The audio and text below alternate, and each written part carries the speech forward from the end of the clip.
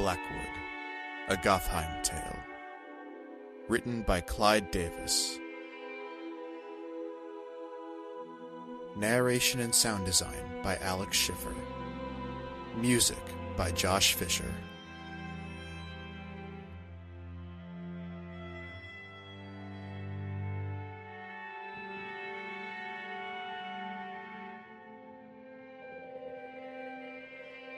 Episode 2. The Case of Mary Shaw and Westgrave. The train rocked from side to side as it sped through the countryside. Its engines whistled loudly, and the piston rods furiously turned the driving wheels forward. Long plumes of steam, like great white manes, drifted out against the gray skies overhead. The crew toiled in the driving cab. The stoker shoveled coal into the firebox, and the engineer tapped at a series of gauges over the control levers.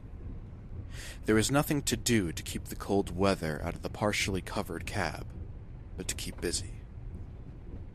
The gray weather seemed unending, stretching from one horizon to the next, and the rain had not let up since the train departed from the main terminal station in Gotheim. The flatlands surrounding the city began to give way to the rolling hills of the hinterlands, a green country pockmarked with scattered corpses of trees. But behind the gray curtain of rain and gloom of the blanketing weather, it now seemed a menacing landscape. The railway lines snaked through the growing hills, crossing over bridged rivers and moving further away from the great city. Blackwood sat quietly in a car near the end of the train, staring at the gloomy landscape as it passed by. Weeping trees upon the hilltops reminded him of the gargoyles that kept guard over the cathedrals of Gotheim, these standing watch over the flooded fields of grim wilderness. Rain splattered against the window. The reflection of a boy in the pane of glass caught his attention. For a moment, Blackwood watched the child stare at him via the reflection in the window. Beside the boy sat his mother. She too gaped at him, slowly enough to give the boy and his mother the opportunity to break their stares. Blackwood turned his attention from passing countryside and looked at them. As his eyes settled on them, they quickly diverted their gaze. The mother put her arm around her son, pushed his head to face the front of the train, and looked down at her lap. Blackwood continued to stare at them. He studied first the child, and then the mother, and saw nothing unusual about them. Blackwood was accustomed to having the eyes of the public on him. Wherever he went, people would stare with a mixture of awe and fear. He was an inquisitor of the Citadel, after all. For many, to see one of his order was still a novelty. The weight of a legend had much to do with that. Tales of the Inquisitor's exploits during the Wars of Religion had shrouded them in mystery. Most of these stories had passed into the realm of myth, and to see an Inquisitor in the flesh only added a hint of reality to the legends. Those had been different times, Blackwood thought. During the war, the Inquisitors had been the elite honor guard of the Emperor, the armored legions of the Baldrim, which stood at the tip of the Citadel's spear against the old ways. It was a time of peace now, and the need for such warriors no longer existed. The wars had been over for nearly 2 centuries, and the old enemy, the Fae, had been eradicated. Yet, the wounds of that time had still not truly mended, and those who still remembered the honors of the wars also recalled the grim shadow cast by the Inquisition. The older generations still remembered the purges, those ruthless hunts for the Fae kind, which devastated not only the enemy population, but that of the innocent too. The purges had been dark times, and the Inquisitors had been at the heart of those nightmarish decades. Peace reigned now, but the old ways still lingered, and the Council of the Suprema still hungered after its complete annihilation. The Inquisitors were witch hunters and monster slayers now, men tasked with hunting down what remained of the Fae. This was their duty to the Silver Throne. Blackwood supposed the presence of an Inquisitor reminded people that such creatures still existed, not just in the imagination of children, or in the nightmares of those who had once crossed paths with such demons. There was something else, though. No one was safe from an Inquisitor's suspicion. The time of the Fae was passing from the world. During the wars and purges, the true-born Fae had been destroyed, and the felling of the great tree, Melendil, had been the final death knell to what influence the old ways still held on the land. When the last branches of that ancient tree burned to ashes, the wars of religions ended. The last of the true-born were gone, faded from the world. But the half-born, those born from Fae and human parents, still remained, and as long as they still existed, the old ways would never truly disappear. There were the inherent, too, human folk who gained gifts from the old ways at their coming of age. The old ways was a stubborn weed, and it still managed to maintain a hold on the world that wished to move on. Blackwood looked at the woman and child again, and found no sign of Fae in them. There were no physical characteristics which would give them away. No pointed ears, no oddly colored eyes. If either of them were an inherent, there would be no way of him to tell, unless he pulled the black coin from his pocket and decided to do some true investigation. Yet that would only cause unnecessary commotion on the train, and lead to a number of consequences he didn't have the energy to deal with. If the black coin was to draw something out of the mother or the child, then Blackwood would be in his full right to pass judgment on them. But if there was nothing, he would find himself responsible for an upset and terrified mother and a petrified child. Never mind the rest of the train's occupants if the word spread that there was an Inquisitor casting this black coin in search of Fae-kind.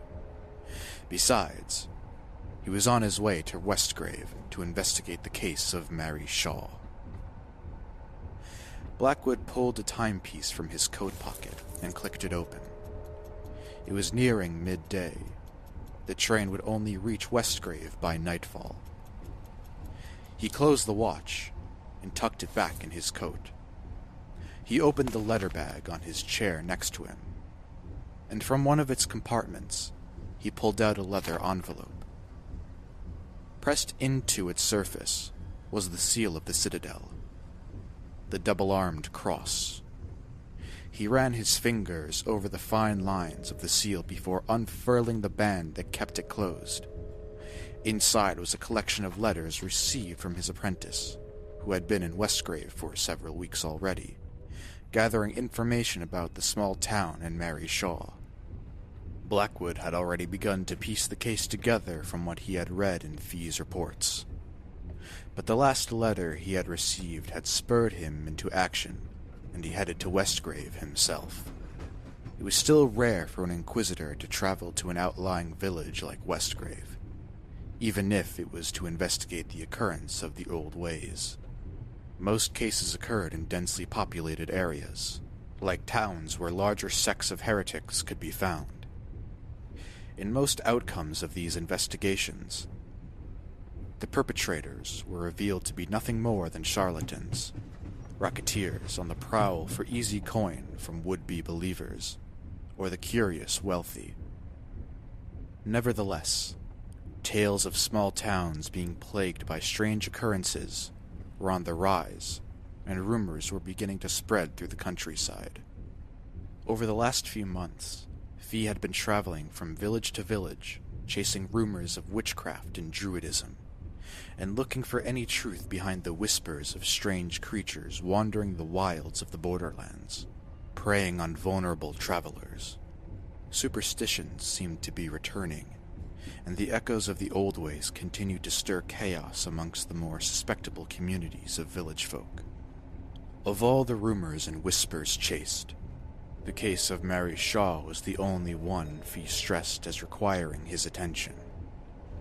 Of course, back in Gotheim, he had given his initial attention to the reports, as any thorough inquisitor would. But it was the latest developments which truly piqued his interest. Blackwood had read Fee's last report several times since receiving it, and for some reason, he could not help but feel a growing shadow in the back of his mind. Perhaps the old ways were really at work in Westgrave. Blackwood paged through the collection of reports until he found the first letter from Fee that mentioned Mary Shaw. It was dated Marin 31, 896. Master Blackwood, I find myself in the village of Westgrave, a humble settlement in the heart of the eastern hinterlands. Not much can be said of this place, except that it was what you would expect. The village is nothing more than a stop on the way to other parts of the world. If not for its location along the great coastal road running from Helendale to Gotheim, I doubt this village would even exist. Nevertheless, here I find myself. The rain is unceasing in the hinterlands, and the weather creeping in from the north carries the cold of the sea. I would not wish to stay here out of my own accord, but a strange tale worthy of investigation has brought me here. To explain why I find myself in Westgrave, I need to recall an encounter from a few nights past, whilst travelling along the great coast road. Although I often cease my journeying with the setting sun, on this occasion a restlessness had found a home within me, and I chose to continue with my travels rather than take rest. Making my way west, I came to a crossing, where a lesser country road intersected the great highway. It was here that a lone rider approached me from the country road, and asked to join my company, for he was heading in the same direction. Although I was restless, I had no desire for company. But before I declined, the man's company I remembered your teaching. What truths are shared as tales between strangers on the road. With your words in mind, I acquiesced the stranger's request. If I were to speak of the man's character, less honourable things could be said. To say the least, the man had a slanderous tongue for the citadel, and apart from his foul mouth, the stranger was odd. By the sound of his voice, I am sure he was of the parts. I assumed a travelling hand, looking for work, or just a wanderer of the familiar lands. Regardless of his circumstance, the man was strange, perhaps a symptom of his loneliness. I did little to open the man up to me. It seemed my presence was the only nudge he needed to speak freely. I remained amiable to the man's stories, agreeing where I should and nodding when appropriate, and it did not take long before the man exhausted all news about himself. It was then that he reverted to tales fitting our scenario, rumors and ghost stories for a dark night on the road. All of his tales I heard before, as would you. It seems that country folk, never mind their origin, all scoop their folklore from the same well. I paid little interest to these, and my disinterest only spurred the man on. Desperate to capture my attention, he then proceeded to tell me a tale, not from the well of age-old folklore, but that seemed to be born from the very land we travelled through. He told me of Westgrave, and the tale of the girl who had been taken by death, yet not died. At night, it was said she walked the streets of the town, her eyes as white as the moon, and always to the woods she wandered. To talk to the lady of the woods, this man asserted, although I don't believe this to be part of the rumors from Westgrave. Witchcraft, he claimed. According to what he had heard, the girl also spoke to the dead, her young voice recalling times long before any living person's memory. The man continued with his tale, and I listened carefully, still maintaining my appearance of disinterest. For your benefit, Master Blackwood, as I find myself dawdling in my report to you, I will get to the point. The man's tale was of local origin. Yes, there are similarities to be found with the common tales of bewitchings, but I felt that this was a rumor requiring further investigation. And considering the long list of rumors I have already investigated these past months, there could be no harm in looking into another. After all, this is my task here in these banal hinterlands, to be your eyes and ears. May this find you in good health. Your servant, Fee. Blackwood placed the letter into the leather envelope and pursued the remainder of Fee's updates. According to his apprentice's reports, the village of Westgrave was a quiet settlement, nothing more than a thoroughfare to Stone Harbor. It consisted mostly of merchant stores, established to trade with those heading to the coast, and an inn for those weary of the road. The inn, the largest building in the village, had been built by a family, the Shaws. Originally from Gotheim, they had moved to the village some years ago. The inn had flourished as a layover for tradesmen, merchants and travelers seeking voyage by sea. By Fee's account, the Shaws had several children, and the family appeared to be well respected in the community. Blackwood glanced over the penultimate letter received from his apprentice, seeking the most pertinent information. The recorded date in its upper corner marked the day 5 Aaron, 896. It has been several days since arriving in Westgrave, and I have taken on the guise of a traveler, heading to Stone Harbor. There is no other lodging in this dreary town but the inn itself, which has suited my needs quite nicely without arousing suspicion from the locals. Even more so, the Shaw family. So far, parts of the stranger's tale have proven true. The girl, Mary be her name, has taken ill, or, more accurately, she has fallen into the grips of an unnatural slumber. According to the residents of the village, she has yet to stir from this sleep, not since the night she walked into the common room of the inn, as if in the grips of some trance, and proceeded to speak words no one could understand. Of what I've imagined to overhear from local murmurings around the common room, the girl began to act strangely before succumbing to whatever ailment now possessed her. According to the children of the village, the days before Mary Shaw fell into the grip of her unnatural slumber, she began to speak of a lady in the woods, a lonesome woman who spied on the village from the trees, and envied their parents for having the gift of children. These are strange tales, but I have yet to see any evidence with my own eyes that would separate this from backwater fear-mongering. I shall remain here for a few more days to see what I can uncover. Perhaps I may come. The inquisitor folded the report in half before finishing the final sentence on the page, and looked out the window of the train as he blindly added the letter to the envelope. The light was already beginning to fail, due no doubt to the weather. The rain renewed itself against the window pane, blurring the landscape into a swampy blend of darkening colors. The last time he had looked at these early reports was some time ago, and it was good to refresh his memory. It was only wise to arrive in Westgrave as fully abreast of the situation as he could be. Fee's reports were thorough. The boy had taken his training with ease, and his keen mind and attentiveness to detail lent him well to this kind of work. It was one of the reasons he had dispatched the boy to the hinterlands. The better years of his manhood were behind him, He was far from incapable of carrying himself in situations requiring the special skills of an inquisitor, or of spending time on the road.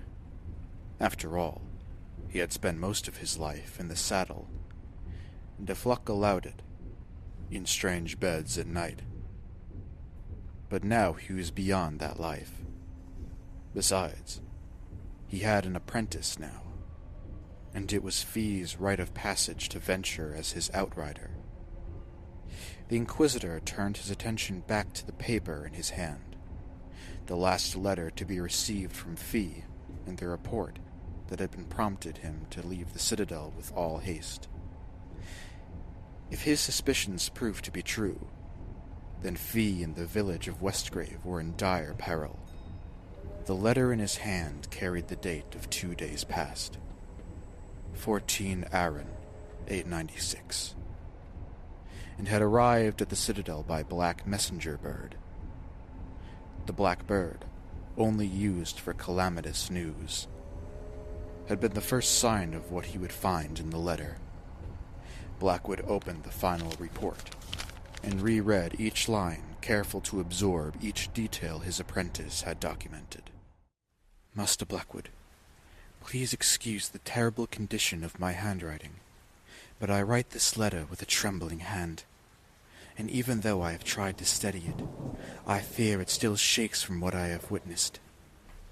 Days have passed, in a tedious pace in Westgrave, with no mentionable developments in the case of Mary Shaw. I had almost given up, and discarded the whispers of the country folk as mere conjecture and rumour, so much so that I made to my room to pack my belongings. Strange to think how nearly this letter would have been of a different nature had the following events not occurred, events that have chilled me to my bones. As I was saying, I made my way from the common room to my lodging, situated on the upper level of the floor. For your reference, this so happens to be the same floor upon which the Shaw family have kept their daughter. The night was deep into its reign as I came into the landing at the head of the staircase, and it was there that I saw the girl, Mary Shaw, at the end of the passageway. She stood as still as a statue, and although the light was poor, I could see she was as bare as the day she was born.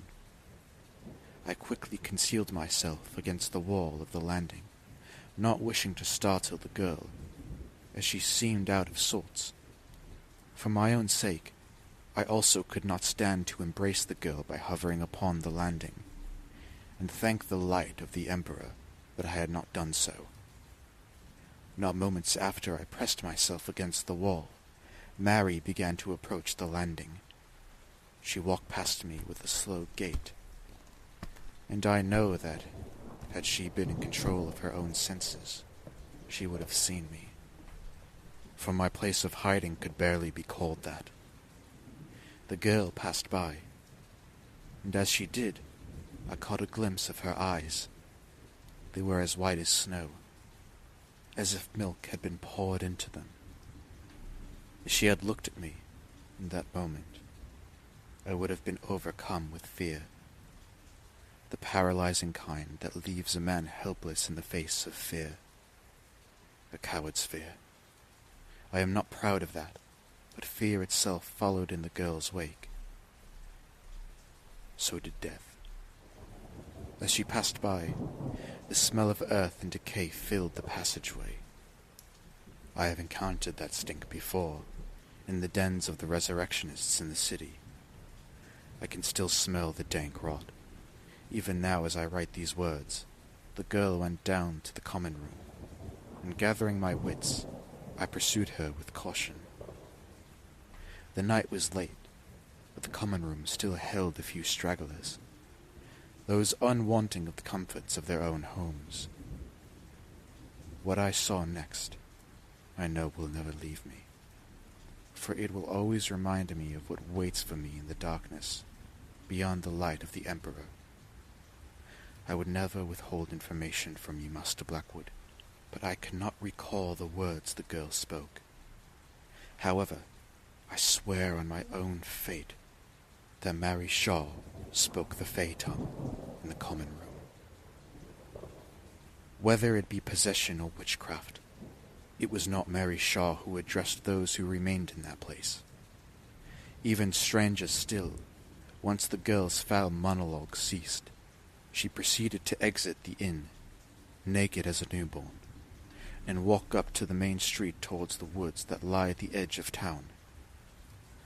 Not even her father possessed the courage to follow his child into the darkness.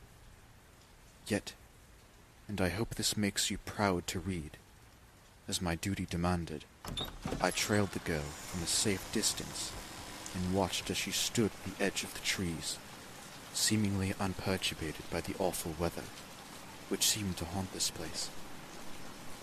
For what seemed like an eternity, Mary Shaw held her ground against the dark boughs of the woods, and reassured her slurring speech in what I could still claim to be fey tongue. At long last, the girl turned and made her way back to the inn, the trail of death following closely behind her. That smell as strong in the falling rain as it was in the confines of the passageway. These events I swear to, and before the court of the Suprema, I would hold testament. With these words, I pray to summon you to Westgrave, for all means of darkness are at work here, and I fear for the fate of Mary Shaw. Fela Esenta Percolom. Your servant, Fee. Blackwood lingered on these words.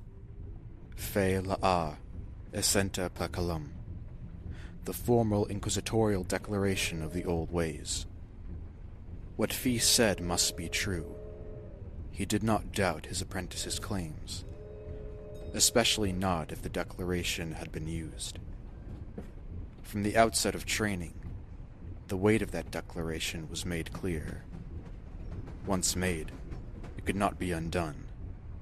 Once declared, an inquisitor was bound by law to investigate, and once an inquisitor set out to uncover the truth, resolution could only be achieved with the damnation of the guilty, regardless if the true presence of the old ways was at work. How many innocents had been put to death beneath the iron fist of those 3 words?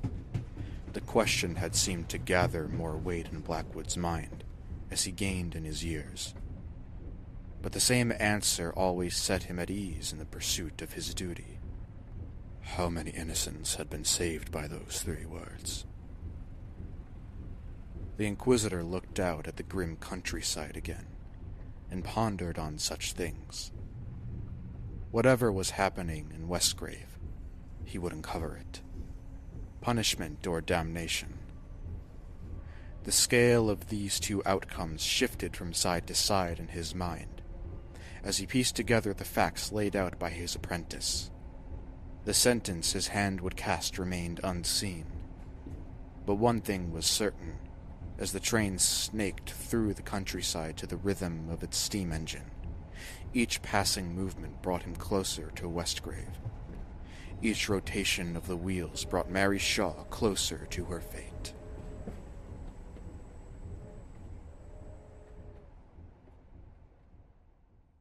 The village appeared through the gloom like a headland along a foggy coast.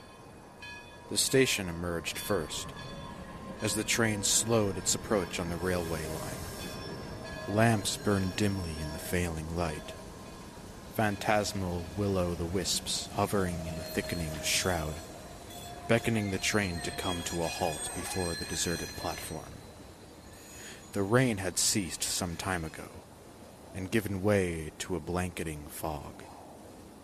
Blackwood peered out of the window, and watched as the village loomed silently beyond the station. Curved rooftops rose and fell in the sea of fog, like the humps of one of those sea creatures heard in sailors' tales. The dark doors of each home and building were shut tight against the weather, and the village looked black and unwelcoming. The ghostly atmosphere was dispelled by the high-pitched whistle of the train, and with a jolt, the train came to a stop along the sole platform outside of Westgrave.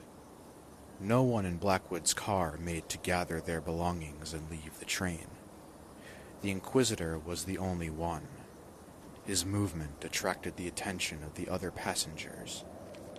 Putting the remaining letters into the leather envelope, and then placing that into the letter bag, Blackwood folded his coat over his arm and moved to the door of the car. He could feel the eyes of every passenger follow his departure. Although he had made no open display of his position, the double cross hanging from his neck was enough for people to know who and what he was. There were a few hundred whispers as he stood up. No doubt once he had left the train, the rumor mill would begin amongst the passengers remaining on the train. Someone would ask, "What is he doing in Westgrave?" Another would query, "Have you heard anything strange about Westgrave?" It was only a matter of time before the superstitions of these backward country folk got them in trouble with the Citadel. I heard that some of these little villages still enlist the help of medicine men. And so the whispers and hushed debates would continue until Westgrave became a distant memory along the train's winding route. Blackwood had heard all the conjecture before, and it was always the same. As he reached the door to exit the car, Blackwood caught the eyes of the little boy staring at him again. The child looked at him with an incredulous awe, as if the inquisitor had walked out of a bedtime story. It was obviously the first time the child had seen an inquisitor. The boy's mother stared at him too, but her eyes were filled with fear, and it appeared as if she were on the edge of tears. It was not the first time she had seen an inquisitor. He could see in her trembling tears the knowledge of an inquisitor's business, and he wondered on what side of the fence she stood. Again, the thought struck him. How many innocents had been put to death by the declaration of Fe Laar Essenta per Calum? And as always, his mind answered. How many innocents had been saved by those three words? The train's siren call whistled through the silence cast by the fog, as it rattled into the slow forward motion and pulled away from the station. Blackwood stood alone on the platform, his dark figure a stark imposition against the thick fog that swirled about him. The air was thick and damp, and he could feel the cold touch of the misty air upon his face. He fastened his coat, closed to the top beneath his chin, and looked to either side. A line of lamps ran from one end of the platform to the next, the orbs of light at the head of each disappearing into the distance, consumed by the gloom. The inquisitor sucked on his teeth with a grimace, and made his way off the platform. "Fee, where are you?" He had expected his apprentice to be waiting for him when he arrived, and yet there was no sign of him. Blackwood followed the lamps into the darkness, each one disappearing behind him as another revealed itself on the path ahead. The hollow clicks of his boot against the cobbled path were the only sounds in the white shroud. Nothing else stirred. Not even the shadows that come with the night crawled from their lairs. The fog, almost suffocating in its thickness, was all-consuming. Blackwood grabbed the collar of his coat in a fist and tightened it around his neck to keep out the chill.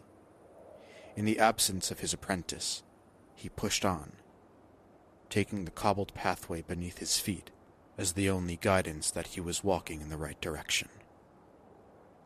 There were no discernible landmarks, and beside his own footfalls, no sounds to orientate himself. Just the line of lamps leading the way through the gloom. He began to count the distance between each ghostly pool of light. 1, 2, 3. On each count of 7, a new lamp appeared in the distance. He repeated the count several times, and only on the 9th count did a shift beneath the lamp ahead catch his eye. He may be considered aged by his younger compatriots, but his eyes were still sharper than any other. He paused for a moment, Beyond the lamp ahead came the dim gloom of another. The strange light floated in the fog, swaying gently from side to side, like a firefly in the belly of the night. Blackwood turned his feet, positioned himself, and waited. He had not received another report from Fee, and who knew what evils may have occurred in the time between the last letter and his arrival, especially if the old ways were at work here.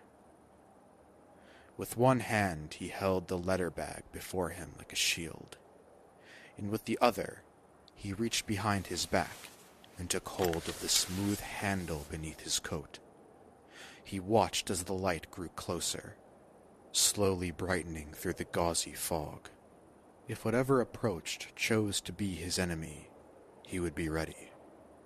His fingers adjusted themselves along the handle of the weapon concealed beneath his coat. The moments stretched on as he watched the light approach. But it was no enemy that broke the curtain of fog before him. At first, a lantern appeared out of the murk. Then the hand and arm that carried it. A moment later, Fee emerged from the fog, his face drawn in a pale in the umbra of the lantern's light. Blackwood released the grip on the handle and relaxed his stance. Ordinarily, he would have felt foolish for his cautious behavior, but he had lived through too many close encounters to not take guard against the unknown. Fee lifted the lantern above his shoulder, thereby broadening the pool of light that it cast. The apprentice's appearance was both startling and a source of pride for the inquisitor. It had only been a few months since Blackwood sent Fee from the citadel, but the change in the young man was apparent. His boyish looks, the plumpness of a nobleman's son, and the immaculately kept hair of a gentleman were gone. And in their place was the worn look of one who now called the road his home. Fee's cheeks had sunken, and his jawline protruded with definition, revealing the first features that would mark the face of the man he was sent to become. His hair was combed for the most part, but was much longer than Blackwood remembered, and a fine shadow of beard covered his cheeks. He no longer looked like the boy Blackwood had taken in as his apprentice. The first signs of the life he had chosen were beginning to take hold, and Blackwood could not help but take comfort in it. "There's an inquisitor in you yet, boy." "Master Blackwood," whispered Fee, his voice slightly out of breath. Against the surrounding murk, the lantern's light was harsh. With the back of a gloved hand, Blackwood gently pushed the lantern away from his face. "Good evening, Fee." His voice was flat and rough. "I thought I could expect you at the station." "Apologies." Fee adjusted his grip on the handle of the lantern, his cheeks reddening slightly. Yet in many ways was still a boy, Blackwood mused. "Slipping out of the inn unseen proved more difficult than I assumed," the apprentice continued. "I eventually made my way through the kitchen and out the back door. Just in—" Blackwood stopped him with a raised hand. "Why are you skulking about?" the inquisitor asked. There was a hint of incredulity in his words. "Since the last occurrence, the one covered in my last report, the inn has become sort of a safe haven for the village folk." "So there have been no other occurrences since?" Blackwood questioned. Fee shook his head. "Not since that night. But strange things have been taking place. There have been other developments." Blackwood raised an eyebrow. "Other developments?" Fee looked about, as if to check the fog for any wandering ears. "Yes, but I think that would be better spoken about in the comfort of the inn. To your first question, though, the people of Westgrave are adhering to an unspoken curfew. They're afraid of what may be lurking under the cover of darkness, especially close to the edge of the town where the woods begin. Even in the daylight, the village folk keep away from the tree line. Not to say that they would keep me against my free will, but I choose to avoid any course of action that may lead to an altercation. The people are terrified, and there are others, I believe, who are gathering at the inn for a chance to witness another one of Mary Shaw's unnatural spells. Well, I think they're all in for a surprise when we come through the front door, Blackwood stated, matter-of-factly. Fee forced a grin. Perhaps, unless they've already noticed my absence and have jumped to the conclusion that I've been abducted by a hobgoblin. The apprentice's attempt at a joke did little to stir humor in the inquisitor. As if not hearing Fee's last words, Blackwood asked the question that had been scratching at him since reading the apprentice's last letter. You signed your last report to me with the declaration of malfeasance. I do not doubt your conviction, but still I must ask, for even now we have passed the point of return. Do you still stand by it? Fee met the inquisitor's hardened eyes and did not look away when he answered, I do. Then we have a lot to discuss. Fee nodded. He did not bother looking for his master's luggage. Inquisitors never traveled with much, for they never intended to stay in one place for long. Their business simply does not allow for it. With the lantern clutched in the grip of his hand, he pointed in the direction from where he came. Shall we? Lead the way, young sir. Blackwood followed Fee through the fog. The two men walked in silence. The night was growing old, and the air was gathering the cold about itself. After walking some distance through the chill, a building appeared through the drifting veil of weather. The inn was a 2-story stone building with a tilted roof. Large windows along the ground floor glowed with warm light, and the shadows of people crisscrossing inside. Smaller windows on the upper floor, rooms, Blackwood assumed, were mostly dark, although some hinted at the dim flicker of a candle. Fee walked up the few stairs leading onto the deck and turned to face the inquisitor. Welcome to the Candle and Cast, Master Blackwood, he announced in a hushed voice. He lifted the latch of the lantern casing and blew out the flame. The pool of light was swallowed by darkness, and the two men were engulfed by the night. Fee opened the door to the inn, and a large square of light spilled out onto the deck. Blackwood paused for a moment before striding into the Candle and Cask.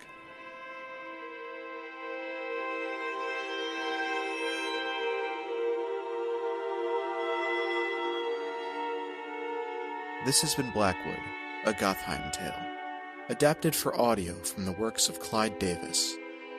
You can find the print version of this story on paperback through Amazon. Continue supporting Clyde by subscribing to Narrative on Substack, where you can find new stories from him weekly.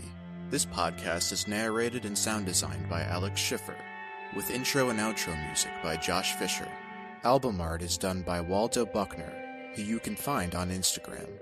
Thank you for listening, and join us next time for more Blackwood.